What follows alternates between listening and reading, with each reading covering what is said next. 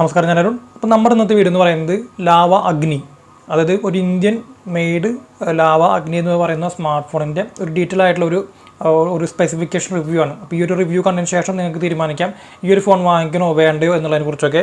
അപ്പോൾ ഞാൻ ഒരു ഇന്ത്യൻ ഫോൺ എന്ന് ഒരു കടുപ്പിച്ച് പറയാൻ കാരണം ഈ ഒരു ഫോൺ മാർക്കറ്റ് ചെയ്യപ്പെടുന്നത് ആ ഒരു രീതിയിലാണ്. ഒരു ഇന്ത്യൻ ഫോൺ എന്ന നിലയിലാണ് ഈ ഒരു ഫോൺ മാർക്കറ്റ് ചെയ്യപ്പെടുന്നത്. അപ്പോൾ നമുക്ക് ഈ ഒരു ഫോണിൻ്റെ ഓരോ കാര്യങ്ങൾ എന്തൊക്കെയാണ് ഈ ഫോണിൻ്റെ പ്രത്യേകതകൾ കാര്യങ്ങളൊക്കെ നമുക്ക് നോക്കാം. ഈ ഫോണിന് കുറച്ച് പ്രശ്നങ്ങളുണ്ട്. ഈ ഫോണിൻ്റെ പ്രശ്നങ്ങളല്ല, അതൊരു മാർക്കറ്റിങ്ങിൻ്റെ പ്രശ്നമാണെന്ന് തോന്നുന്നു. അപ്പോൾ അതും കൂടി ഞാൻ പറഞ്ഞുതരാം. അത് ലാസ്റ്റ് പറയാം. നമുക്ക് ആദ്യം ഈ ഒരു ഫോണിൻ്റെ നല്ല കാര്യങ്ങൾ എന്തൊക്കെയാണ്, ഈ ഫോണിൻ്റെ പ്രത്യേകതകൾ, ഈ ഫോണിൻ്റെ സ്പെസിഫിക്കേഷൻ എന്തൊക്കെയാണ്, നമുക്ക് ഈ ഫോൺ വാല്യൂ ഫോർ മണിയാണോ എന്ന കാര്യങ്ങളൊക്കെ നമുക്ക് നോക്കാം. അപ്പോൾ നമുക്ക് ഓരോ കാര്യങ്ങളായിട്ട് അധികം വലിച്ചു നീട്ടാതെ നമുക്ക് ഡയറക്റ്റായിട്ട് ഓരോ കാര്യങ്ങൾ നമുക്ക് നോക്കാം. ആദ്യമേ തന്നെ പറയട്ടെ, ഇതൊരു ഓൺലൈൻ പ്രൊഡക്റ്റാണ്, ഇതൊരു ഓഫ്ലൈൻ പ്രൊഡക്റ്റ് അല്ല. ചിലപ്പോൾ ഷോപ്പുകൾ കിട്ടുമായിരിക്കും. എന്നിരുന്നാലും ഈ ഒരു ഫോൺ മെയിനായിട്ട് പ്രധാനമായിട്ടും ഫോക്കസ് ചെയ്യുന്നത് ഒരു ഓൺലൈൻ മാർക്കറ്റിനെ തന്നെയാണ്. അപ്പോൾ അതൊന്നും ജസ്റ്റ് ഒന്ന് മനസ്സിൽ വിചാരിക്കുക, ഇതൊരു ഓഫ്ലൈൻ പ്രൊഡക്റ്റ് അല്ല എന്നുള്ളൊരു കാര്യം എപ്പോഴും ഒന്ന് മനസ്സിൽ വിചാരിക്കുക. അപ്പോൾ ഈ ഒരു ഫോൺ കോമ്പറ്റ് ചെയ്യാൻ പോകുന്നത് ഏതൊക്കെ ബ്രാൻഡിലോടാണെന്നൊക്കെ നമുക്കൊരു ധാരണ ഉണ്ടായിരിക്കുമല്ലോ. അപ്പോൾ അതിനുവേണ്ടി പറഞ്ഞു മാത്രം. പിന്നെ ഈ ഫോണിൻ്റെ പേരിന് ഞാൻ വേറെ കുറ്റങ്ങളൊന്നും പറയുന്നതല്ല കേട്ടോ, അത് ജസ്റ്റ് പറയുന്നത് മാത്രം. നമ്മുടെ ഇന്ത്യക്കാർക്ക്, പ്രത്യേകിച്ച് മലയാളികൾക്ക്, ഞാൻ ഇന്ത്യക്കാരുടെ കാര്യം മൊത്തം പറയുന്നത് കാരണം ഈ ഒരു ഫോൺ കേരളത്തിൽ ഇറങ്ങുന്ന ഫോണല്ല, മൊത്തം ഓൾ ഇന്ത്യയിൽ ഇറങ്ങുന്ന ഫോണാണ്.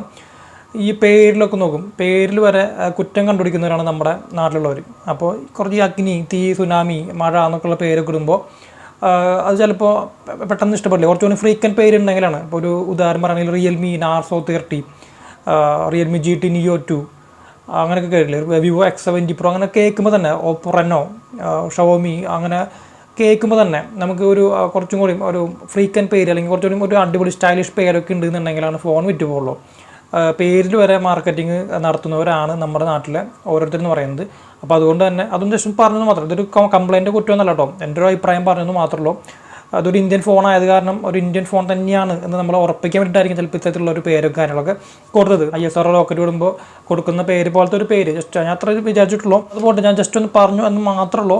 അപ്പോൾ നമുക്ക് ഈ ഒരു ഫോണിൻ്റെ ഓരോ സ്പെക്കും കാര്യങ്ങളൊക്കെ നമുക്ക് എടുത്ത് നോക്കാം. അപ്പോൾ ആദ്യമായിട്ട് ഈ ഫോണിൻ്റെ ബോക്സിൻ്റെ കൂടെ നമുക്ക് കിട്ടുന്നത് ഒരു ചാർജർ കിട്ടുന്നുണ്ട്, ബാക്ക് പൗച്ച് കിട്ടുന്നുണ്ട്, നല്ല കാര്യം. സിം എജക്റ്റിംഗ് ടൂൾ കിട്ടുന്നുണ്ട്, പിന്നെ ഹെഡ്സെറ്റ് വരുന്നില്ല, ചാർജർ വരുന്നുണ്ട്. അപ്പോൾ ഇതൊക്കെയാണ് ഈ ഫോണിൻ്റെ ബോക്സിൻ്റെ കൂടെ കിട്ടുന്ന ഐറ്റംസ് എന്ന് പറയുന്നത്. അപ്പോൾ ഞാൻ പറയാൻ കാരണം എന്താ വെച്ച് കഴിഞ്ഞാൽ നമ്മൾ ഈ ലാവ ഫോണാണ്, നമുക്ക് ഓഫ്ലൈൻ പ്രൊഡക്റ്റ് അല്ല, അതുകൊണ്ട് തന്നെ ആക്സറീസിൻ്റെ ക്ഷാമം നല്ല രീതിയിൽ കിട്ടുന്നുണ്ടാവും. അതുകൊണ്ട് ജസ്റ്റ് പറഞ്ഞെന്ന് മാത്രമേ ഉള്ളൂ. ഈ ഫോണിൻ്റെ ഡിസൈനെ കുറിച്ച് പറയുകയാണെന്നുണ്ടെങ്കിൽ നല്ല ഭംഗിയുള്ള ഫോൺ തന്നെയാണ്. വേറെ നമ്മൾ പല ഫോണുകളിലും കണ്ടിട്ടുള്ള സെയിം ഡിസൈൻ തന്നെയാണ് കേട്ടോ. എന്നാലും ഡിസൈനൊക്കെ അത്യാവശ്യം നല്ല ഒരു ഭംഗിയുണ്ട്. നല്ല ക്യാമറ മോഡ്യൂളായാലും റെക്ടാങ്കുലർ ഷേപ്പിനകത്ത് നല്ല ഭംഗിയിൽ തന്നെ അറേഞ്ച് ചെയ്ത് വെച്ചിട്ടുണ്ട്. നമ്മൾ മുൻപ് എവിടെയൊക്കെയോ കണ്ടിട്ടുള്ള ഒരു ഡിസൈൻ തന്നെയാണ് ഇവിടെയും വന്നിട്ടുള്ളത്. മറ്റ് പല ഫോണിനകത്തും മുൻപ് കണ്ടിട്ടുള്ള ഒരു സെയിം ഡിസൈൻ. അതുപോലെ ഈ ഫോൺ ഡയമെൻഷൻ നോക്കുകയാണെന്നുണ്ടെങ്കിൽ 9.1 mm തിക്നെസ് ഉണ്ട്. അത്യാവശ്യം കട്ടികൂടിയ ഫോണാണ്. പ്ലാസ്റ്റിക് ബോഡിയാണ് വരുന്നത്. പിന്നെ 5000 mAh ബാറ്ററി കൊണ്ട് കട്ടി ഉണ്ടായിരിക്കും. വെയിറ്റ് 204 ഗ്രാമാണ്.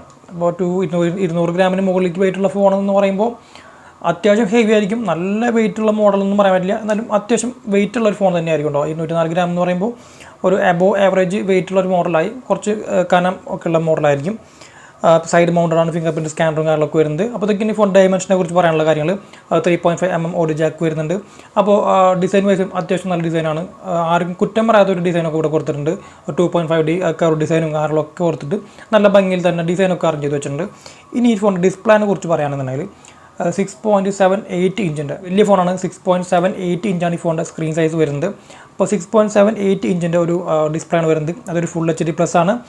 LED അല്ല, LCD ആണ് വരുന്നത്. അതിൽ തന്നെ ഒരു 90 ഹെർട്സിൻ്റെ സ്ക്രീൻ റിഫ്രഷ് റേറ്റ് വരുന്നുണ്ട്. അപ്പോൾ നല്ല സ്മൂത്ത് ആയിരിക്കും. പിന്നെ പഞ്ച് ഹോളാണ് ഇതിൻ്റെ ഫ്രണ്ട് ക്യാമറയും കാര്യങ്ങളൊക്കെ വരുന്നത്. കൊള്ളാം, അത്യാവശ്യം നല്ല ഒരു ഡിസ്പ്ലേ വരുന്നുണ്ട്. LED അല്ല എന്നുള്ളൊരു പ്രശ്നം മാത്രമേ ഉള്ളൂ. ഫുൾ HDയും കാര്യങ്ങളൊക്കെ കിട്ടുന്നുണ്ട്. 90 ഹെർട്സിൻ്റെ റിഫ്രഷ് റേറ്റും കിട്ടുന്നുണ്ട്. വലിയ കുറ്റമൊന്നും പറയാനില്ലാത്ത ഡിസ്പ്ലേ തന്നെയാണ്. ഇതൊരു ഓൺലൈൻ പ്രൊഡക്റ്റ് ആണെന്ന് കൺസിഡർ ചെയ്യുമ്പോൾ ഇതിനേക്കാളും പ്രൈസ് കുറവിനകത്ത് ഇതിനേക്കാളും ബെറ്റർ ഡിസ്പ്ലേ തരുന്ന ഫോണുകളുണ്ട്. പക്ഷേ ഇതൊരു ഇന്ത്യൻ ഫോണാണ്, ഇതിൻ്റെ മുതലാളി ഇന്ത്യക്കാരനാണ് എന്നുള്ളത് കൊണ്ട് മാത്രം നമുക്കതൊന്നും ക്ഷമിക്കാം. പിന്നെ ഇതിനകത്ത് മുകളിൽ ഗോറില്ല ഗ്ലാസിൻ്റെ 3 ആണ് പ്രൊട്ടക്ഷൻ വരുന്നത്. 5 കാര്യങ്ങളൊന്നുമില്ല. സെൻസേഷൻ ഗ്ലാസ്സോ അങ്ങനെയൊന്നല്ല വരുന്നത്. ഗോറില്ല ഗ്ലാസ് 3 ആണ് വരുന്നത്. കോൾ സ്ക്രീൻ ഗ്ലാസ് പൊട്ടിച്ച് സെറ്റ് ആയിക്കോളും.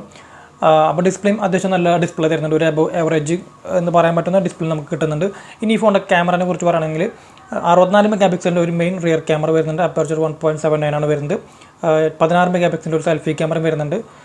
അതുമാത്രമേ പറയുന്നുള്ളൂ. അത്യാവശ്യം നല്ലൊരു ക്യാമറ ക്വാളിറ്റി കിട്ടും എന്ന് പ്രതീക്ഷിക്കാം. പിന്നെ ശരിക്കും 4 ക്യാമറ ഉണ്ട് ഈ ഫോണിൻ്റെ ബാക്ക് സൈഡിൽ. ഇപ്പോൾ 64 മെഗാപിക്സൽ കൂടാതെ പിന്നെ ഒരു 5 മെഗാപിക്സലിൻ്റെ ഒരു വൈഡ് ആംഗിളും 2 മെഗാപിക്സലിൻ്റെ ഡെപ്ത് സെൻസറും 2 മെഗാപിക്സലിൻ്റെ മാക്രോ. അപ്പോൾ അതിനെക്കുറിച്ചൊന്നും ഞാൻ പറയുന്നില്ല. എണ്ണം തയ്ക്കാൻ വേണ്ടി വെക്കുന്ന പോലെ വെക്കുന്നതാണ്. ഇപ്പോൾ പല ഫോണുകളും ക്യാമറകൾ 5ഉം 6 കുറഞ്ഞ് 2, 3 ആയി വന്നുകൊണ്ടിരിക്കുമ്പോൾ ഇവിടെ വീണ്ടും 4 ക്യാമറ വെച്ചിരിക്കുന്നു. കുഴപ്പമുള്ള കാര്യമൊന്നുമില്ല, ജസ്റ്റ് പറഞ്ഞു മാത്രം. വെറുതെ കുറേ ക്യാമറ ഫോണകത്തുണ്ടെന്ന് പറഞ്ഞിട്ട് അതിന് മെയിൻ സെൻസർ എന്ന് പറയുന്നത് 64 മെഗാ പിക്സലിൻ്റെ ഒറ്റ ക്യാമറയാണ് വർക്ക് ചെയ്യുള്ളൂ. അപ്പോൾ അതുപോട്ടെ. അപ്പോൾ ക്യാമറയും അത്യാവശ്യം നല്ലൊരു ഔട്ട്പുട്ടും കാര്യങ്ങളും കിട്ടുന്നു നമുക്ക് പ്രതീക്ഷിക്കാം. നമുക്ക് തീർച്ചയായിട്ടും ഒരു അൺബോക്സിനായിട്ട് നമുക്ക് ഫോൺ കിട്ടും. അപ്പോൾ നമ്മൾ അതിനകത്ത് ഇത് കുറച്ചുകൂടി ഡീറ്റെയിൽ ആയിട്ട് പറയാം. ക്യാമറ സാമ്പിൾസ് ഫോട്ടോകളൊക്കെ നമുക്ക് എടുത്ത് നോക്കാം. പിന്നെ ഇതിൻ്റെ കണക്ടിവിറ്റി പറയുകയാണെന്നുണ്ടെങ്കിൽ ഇതിനകത്ത് ഡ്യുവൽ 5G ആണ്. 2 സിം കാർഡുകളും 5G കിട്ടും. 2 സിം കാർഡുകളും നാനോ സിം സ്ലോട്ടാണ് വരുന്നത്. പിന്നെ ഈ ഫോണിന് ഒരു പ്രത്യേകത എന്ന് പറയുന്നത് ഇതിനകത്ത് കോൾ റെക്കോർഡിംഗ് ഉണ്ട്. കോൾ റെക്കോർഡിംഗ് ഉള്ള അപൂർവം കുറച്ച് ഫോണുകൾ മാത്രമേ നമ്മുടെ മാർക്കറ്റിലുള്ളൂ. അപ്പോൾ ഈ ഒരു ഫോണിനകത്ത് കോൾ റെക്കോർഡിംഗ് ഫീച്ചർ ഉണ്ട് എന്നുള്ളത് നല്ലൊരു കാര്യമാണ്. ചിലർക്ക് നല്ല കാര്യമായിട്ട് തോന്നും, ചിലർക്ക് അത് സെക്യൂരിറ്റി ഫീച്ചർ എന്ന നിലയ്ക്കാണ് പുതിയ ഫോണുകൾക്കകത്തൊക്കെ കോൾ റെക്കോർഡിംഗ് ഫീച്ചർ പോയിട്ടുള്ളത്.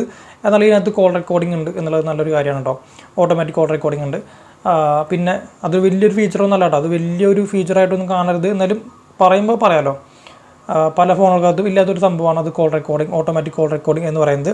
പിന്നെ അടുത്തത് ഈ ഫോണിൻ്റെ റാം ആൻഡ് സ്റ്റോറേജ് പറയുകയാണെങ്കിൽ 8 GB റാമിൽ 128 GB ആണ് ഈ ഫോണിൻ്റെ സ്റ്റോറേജ് എന്ന് പറയുന്നത്. എക്സ്പാൻഡബിൾ ചെയ്യാൻ പറ്റും. 256 GB വരെയാണ് എക്സ്പാൻഷൻ ഉള്ളത്. ഒരു 1 TB ഒക്കെ വരുന്നുണ്ട് ഇപ്പോൾ പല ഫോണുകൾക്കകത്തും. 512 GB ഒക്കെ കൊടുക്കാമായിരുന്നു. ഇതിനകത്ത് 256 GB വരെ മെമ്മറിയാണ് നമുക്ക് എക്സ്പാൻഡ് ചെയ്യാൻ പറ്റുള്ളൂ. ബാറ്ററി എന്ന് പറഞ്ഞാൽ 5000 mAh ബാറ്ററി വരുന്നുണ്ട്. mAh ഉണ്ടല്ലോ, അത്യാവശ്യം നല്ല രീതിയിൽ ചാർജിങ് കാര്യങ്ങൾ നിൽക്കും. 30 വാട്ടിൻ്റെ ഫാസ്റ്റ് ചാർജ് വരുന്നുണ്ട്. അപ്പോൾ ബാറ്ററിയും ചാർജിങ്ങിൻ്റെ കാര്യത്തിലൊന്നും നമുക്ക് വേറെ യാതൊരുവിധ കുറ്റങ്ങളൊന്നും പറയാനില്ല. ഇതിൻ്റെ പ്രോസസ്സർ എന്ന് പറയുന്നത് 5G സപ്പോർട്ടഡ് ഫോണാണെന്ന് പറഞ്ഞു. Dimensity 810 എന്ന് പറഞ്ഞ പ്രോസസ്സറാണ്. ഡീസൻ്റ് ആണ്, നല്ല പ്രോസസ്സറാണ്. Dimensity പ്രോസസ്സറുകളല്ലാതും അത്യാവശ്യം നല്ല ക്വാളിറ്റിയും കാര്യങ്ങളും കീപ്പ് ചെയ്യുന്നുണ്ട്. പിന്നെ ഇതൊരു സ്റ്റോക്ക് ആൻഡ്രോയിഡ് ആണ് കേട്ടോ, അതായത് പ്യുവർ ആൻഡ്രോയിഡ് ആണ്. ഒരു ഗൂഗിളിൻ്റെ ആൻഡ്രോയിഡ് ഫോണാണ്, പ്യുവർ ആൻഡ്രോയിഡ് ആണ്. ഇത് ഒരു ആൻഡ്രോയിഡ് 11 ആണ് ഈ ഫോൺ പ്രൊവൈഡ് ചെയ്യുന്നത്. തീർച്ചയായിട്ടും നെക്സ്റ്റ് ഇയറിലൊക്കെ നമുക്ക് ആൻഡ്രോയിഡ് 12 അപ്ഡേറ്റും കാര്യങ്ങളൊക്കെ എന്തായാലും കിട്ടുന്നൊരു മോഡൽ തന്നെയായിരിക്കും ഇതെന്ന് പറയുന്നത്. അപ്പോൾ മൊത്തത്തിൽ പറയുമ്പോൾ സ്പെസിഫിക്കേഷൻ വൈസ് നല്ലൊരു പ്രൊഡക്റ്റാണ്. ഇനി ഞാൻ ഈ ഫോണിൻ്റെ കംപ്ലയിൻറ്റ് കുറ്റം പറയാനാണെന്നുണ്ടെങ്കിൽ ഈ ഒരു ഫോൺ മത്സരിക്കാൻ പോകുന്നത് അതൊരു നേരത്തെ പറഞ്ഞ പോലെ ഇതൊരു ഓഫ്ലൈൻ പ്രോഡക്റ്റ് അല്ല, ഓൺലൈനാണ്. ഇപ്പോൾ ഓഫ്ലൈൻ ആയാലും ഓൺലൈൻ ആയാലും ഈ ഒരു ഫോണിൻ്റെ പ്രൈസ് റേഞ്ച് എന്ന് പറയുന്നത് 20K ആണ്. 20,000 താഴേക്കാണ് ഈ ഫോണിൻ്റെ പ്രൈസ് റേഞ്ച് വരുന്നത്. പ്രീ ബുക്ക് ചെയ്യുന്നവർക്കൊക്കെ എന്താ ഓഫറുകളോ മറ്റോ ഉണ്ട്. അല്ല നോർമലി ഇപ്പോൾ ഈ ഫോൺ വിൽക്കുന്നത് 20,000 അല്ലെങ്കിൽ കുറച്ചുകൂടി കഴിഞ്ഞാൽ ഒരു 1000 കുറവായിരിക്കും. അപ്പോൾ ഈ ഒരു പ്രൈസ് റേഞ്ചിനകത്ത് നമുക്ക് ഈ ഓഫ്ലൈൻ മാർക്കറ്റിലായാലും ഓൺലൈൻ മാർക്കറ്റിലായാലും ഇവർ കോമ്പറ്റ് ചെയ്യാൻ പോകുന്നത്. ഇപ്പോൾ ക്യാമറയുടെ കാര്യത്തിലാണെന്നുണ്ടെങ്കിൽ വിവോ, ഓപ്പോ പോലുള്ള ഫോണുകളോടും, ഗെയിമിങ്ങിനാണെന്നുണ്ടെങ്കിൽ റിയൽമി, റെഡ്മി, പോക്കോ പോലുള്ള കമ്പനികളോടാണ് ഈ ഫോൺ കോമ്പറ്റ് ചെയ്യാൻ പോകുന്നത്.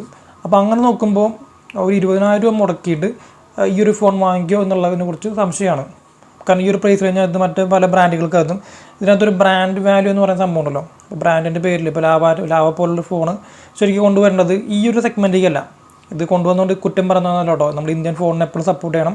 പക്ഷേ എന്നിരുന്നാലും ഈ ഒരു സമയത്ത് നമ്മൾ ആരായാലും പൈസ കൊടുത്ത് ഫോൺ വാങ്ങിക്കുമ്പോൾ നമ്മൾ ആ ഒരു കാറ്റഗറിയിലുള്ള പല ഫോണുകളും കമ്പയർ ചെയ്യും. അപ്പോൾ അങ്ങനെ നോക്കുമ്പോൾ ഇത് കുറച്ച് റേറ്റ് കൂടിപ്പോയതാണോ അല്ലെങ്കിൽ ഈ റേറ്റിന് ഫീച്ചേഴ്സ് കുറഞ്ഞു പോയതാണോ എന്നുള്ളതിന്